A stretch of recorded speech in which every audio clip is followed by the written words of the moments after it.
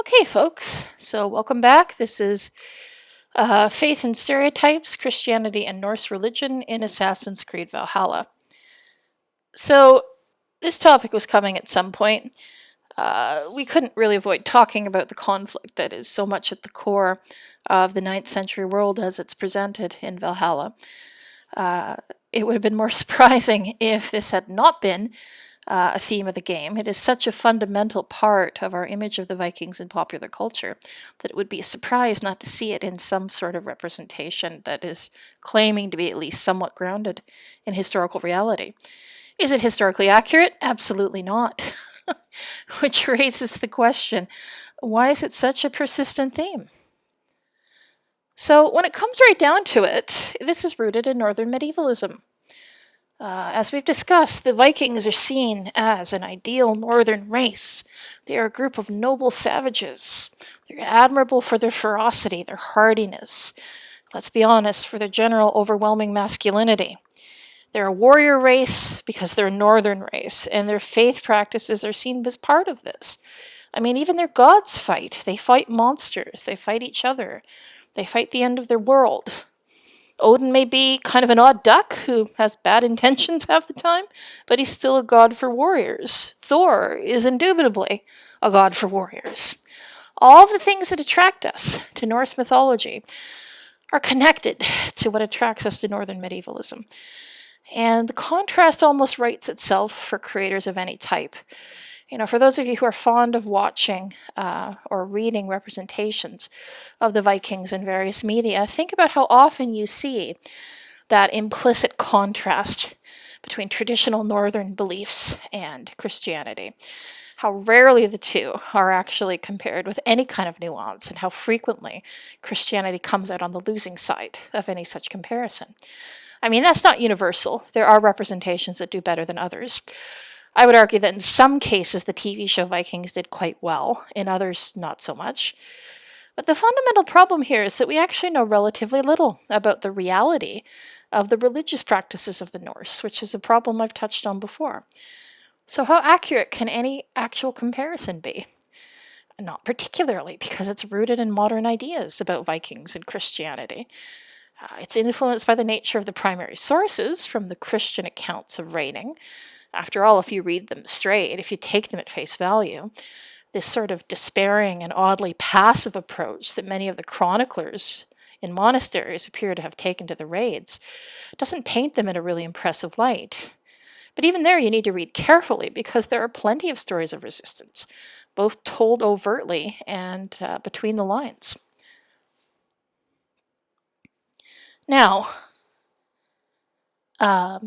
in the traditional narrative, Vikings are often depicted as attacking monasteries, not just because of the wealth available there, but also because they were explicitly anti-Christian.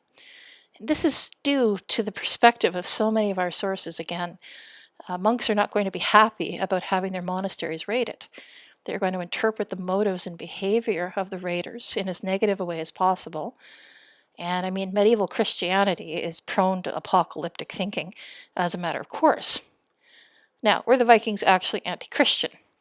We have no evidence to suggest that they were anti-Christian crusaders of any sort. We have very little evidence that tells us anything about how they actually felt about Christianity in the early part of the Viking Age. They certainly would have been aware of it even during the period of the initial raids. Scandinavia is a key part of wider trading networks in Western and Eastern Europe. And these are not stupid people. Traders cannot be stupid people. They need to develop a familiarity with the customs and practices of those that they're dealing with. Now, paganism has often been used as a derogatory term. It comes from the Latin word paganus, which means rural or rustic. It was first used in the 4th century by early Christians to describe those who practiced polytheism, or religions that weren't Judaism. The implication is that they're more primitive and less developed. Now, were they? Not really. They were just different. From what we can tell, the basic religious philosophy of the pre-Christian Scandinavian was very different than what we see amongst Christians. Christianity is structured around acts of worship. It can be argued that among the Scandinavians, it was simply a way of looking at the world. The gods didn't need your adoration. They were the gods. Certainly, as we've discussed before, there seem to have been major differences in religious practices, as demonstrated by the variety of burial and funeral practices that we saw. There is, of course, no Norse pope. This is not a top-down religion where the rules and the practices are codified. There's a great deal of diversity. Archaeology even tells us that there was a wide variety of different types of buildings that appear to have been used for religious purposes. There's a medieval church in Sweden that appears to have been built atop the remains of a sacred grove. There's a very large assemblage of animal bones that suggests sacrificial animals hung from the tree. We also have an example from Sweden of a building attached to a chieftain's farmstead. It seems to have had a sort of platform with idols. There was a hoard of rings and a very large quantity of animal bones. Might have been the location for sacrificial meals. And what's interesting is that this building appears to have been destroyed sometime in the 11th century and specifically covered with gravel. And this is about the time that the area would have been Christianized. Now, Norse beliefs appear to have been flexible enough that it was quite easy to accommodate the Christian god as just another god amongst many. We even see evidence for this in the sagas.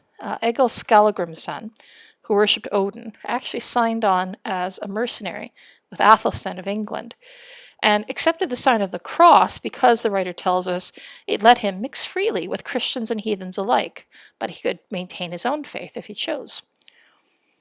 We know from other sources that Scandinavian traders who took the river routes to Constantinople often pretended to be Christian because they were passing through Islamic areas.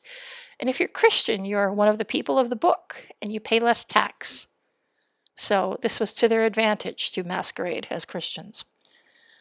In general, from what we've been able to tell, Christianity moved at different paces for different reasons in different parts of Scandinavia.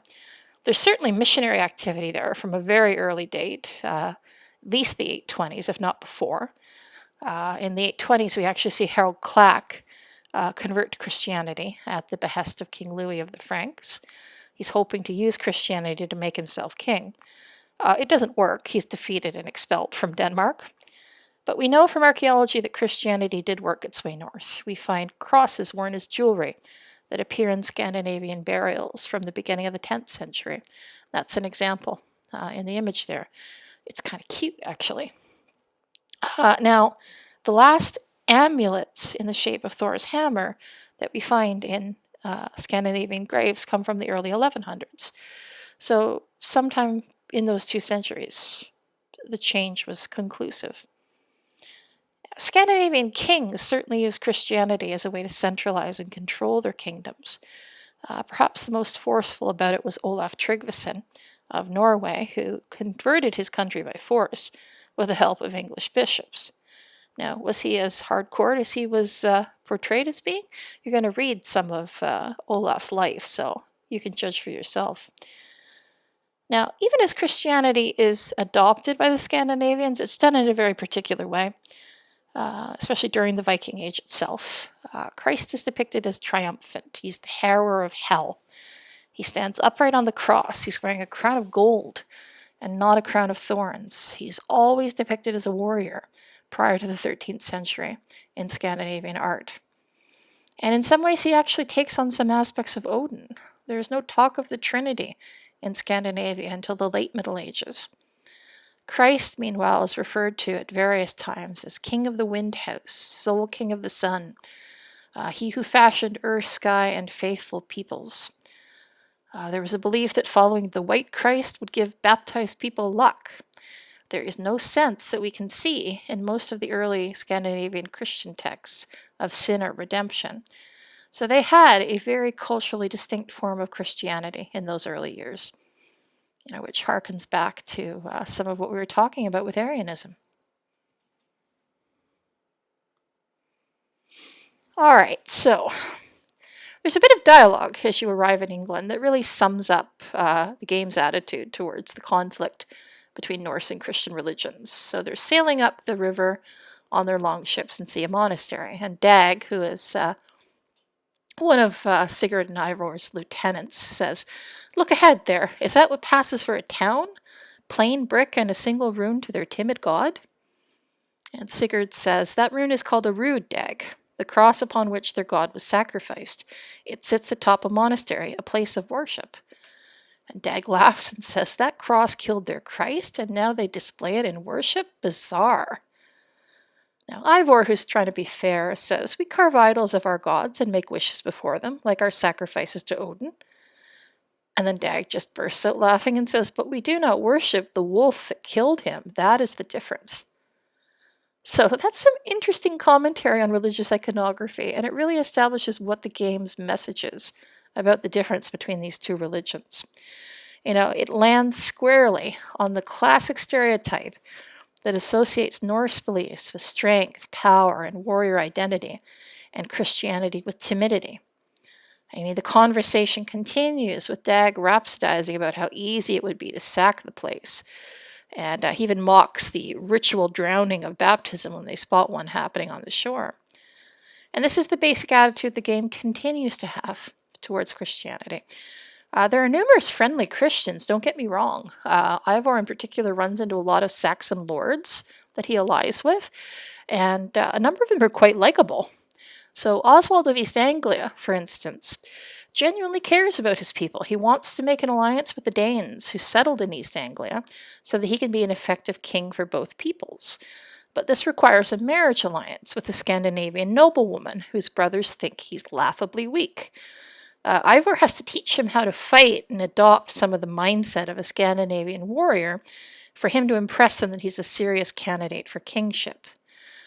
Now, at one point in that arc, he appears to sacrifice himself to kill the rival Viking trying to start trouble in the kingdom.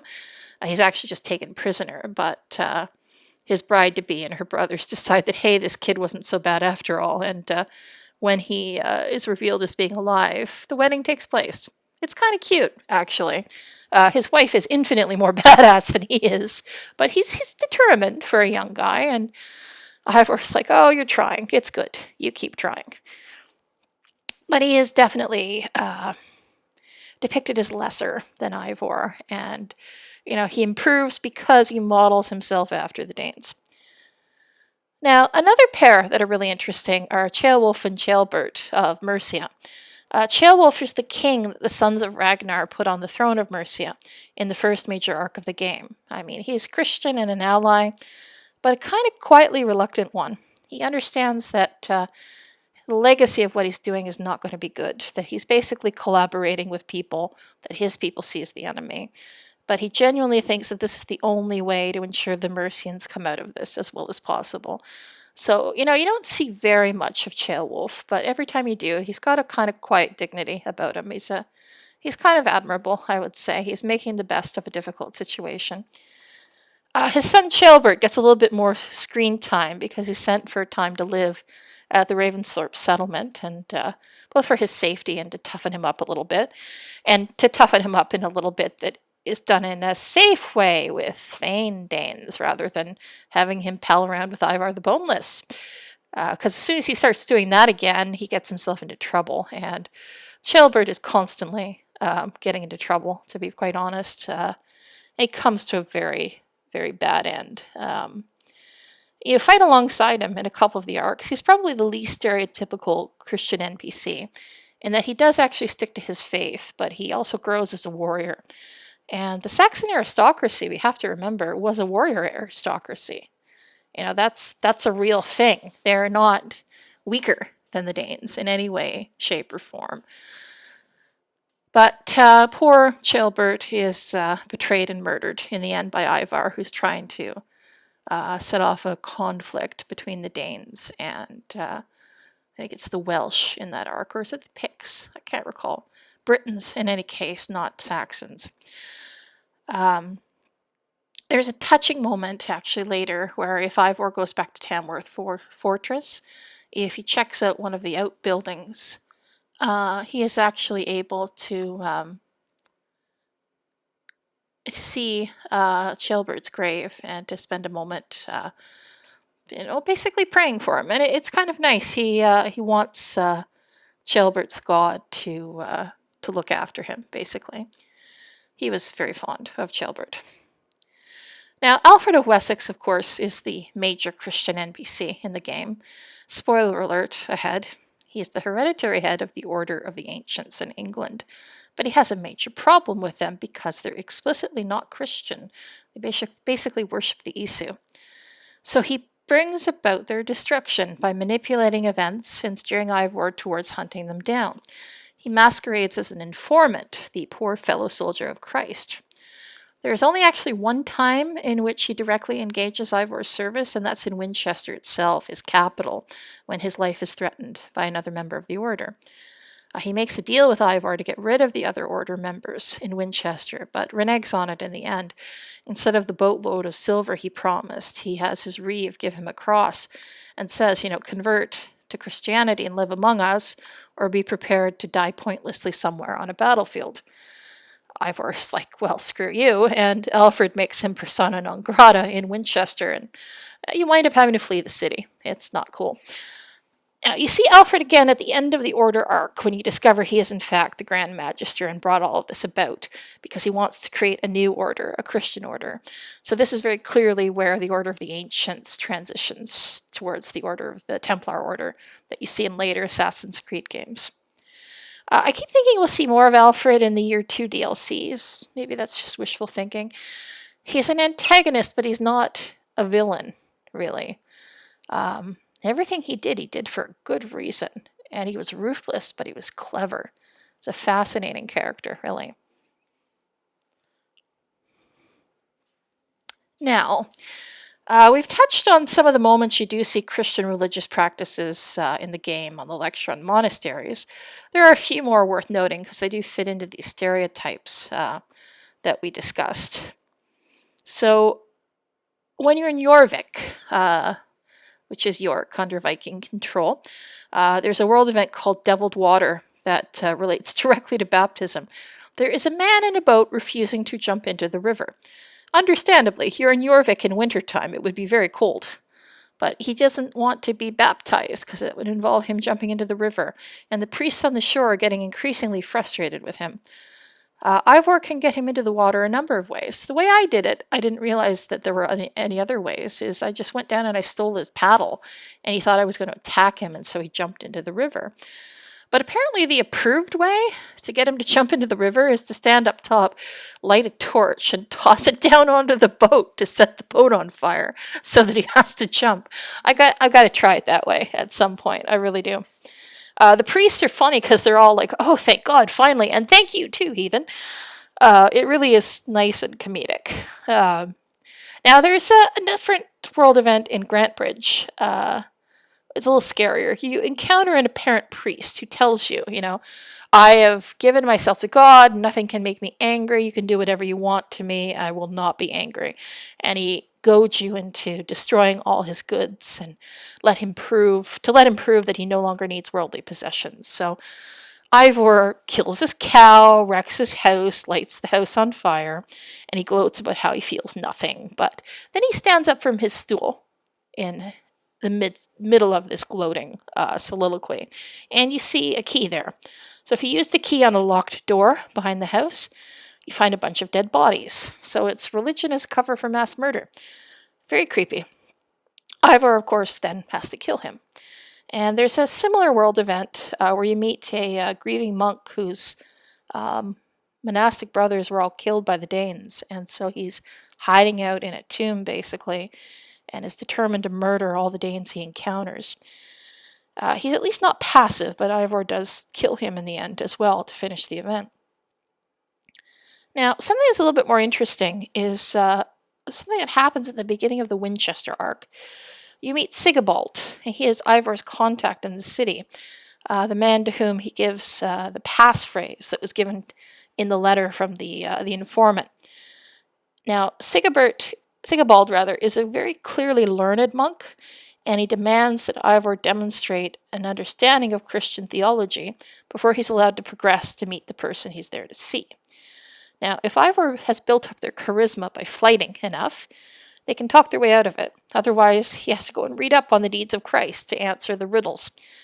Sigibald even gets in a very elegant little jab about how, we Saxons had a lot more books before you Danes burned so many. And that is a reference to some of the comments we see from Alfred's time about how there was barely a man south of the River Humber who could write a letter in Latin.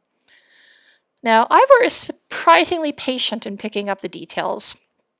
Ivor is never really negative towards Christianity, except when they're raiding, which is a funny sort of switch. I mean, everywhere else is very thoughtful. They're like, oh, is this what the Christian God does? And is this what your Christian God believes? And he's even respectful at times. But, when he raids, there's for instance, an infamous bit where Ivor shouts, kill Christ and burn his house, as a raid begins. And that was referred to in an a review of the game that caused a lot of internet controversy. As I said, the raiding mechanic and the rest of the game doesn't necessarily gel very well. All right, to wrap things up, Guthrum is one of the major historical NPCs in the game. He's known as the Reaver of the South. He's one of the leaders of the Great Army, and he is a historical figure who did come to terms with King Alfred. He converted to Christianity and took on the name Athelstan and was settled on the land as Alfred's subject. Now, in the game, the depiction of Guthrum is fascinating. He's an older man. He's clearly weary of fighting. He's not interested in taking risks that would lead to any unnecessary death. Now, he does also want to take over Wessex and get rid of Alfred, but he's clearly torn. When the attempt to dethrone Alfred in the last arc partially fails, Alfred flees, but Ivor and Guthrum's troops are ambushed, and a number of his friends are killed. There's a great scene with Guthrum where Guthrum is doubting his commitment to his traditional beliefs, and he's standing in a church, staring at the cross, talking about how, he swore on the cross as part of his initial agreement with Alfred, and now he's wondering if it wouldn't be better to have a quieter afterlife where you find peace. So here you see a Viking leader questioning the Viking way of life. It's a striking scene. As I said, he's standing in a church, staring at a cross. He's sounding like he's questioning his whole culture and the way he's always looked at the world. Now, does this scene redeem the rest of the depiction of Christianity in the game? I wish I could say that it did, because I really liked it.